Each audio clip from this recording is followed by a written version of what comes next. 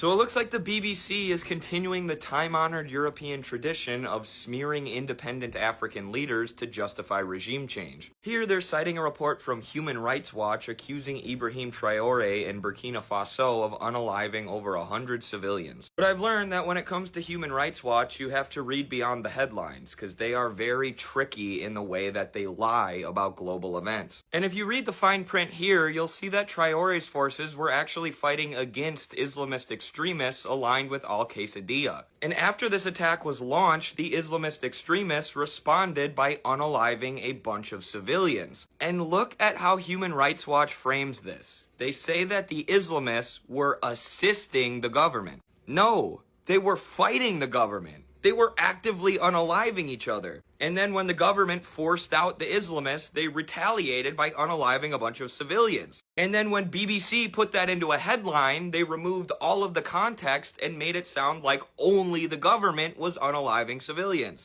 It's some of the most disgusting and reprehensible journalistic trickery I've ever seen, but this is par for the course for Human Rights Watch. When I read beyond their headlines, I am always amazed at how misleading the headlines actually are. The reality is that 40% of Burkina Faso is controlled by extremists, and Ibrahim Traoré is leading the struggle against them, which is why he needs to be protected from the West and their propaganda at all costs.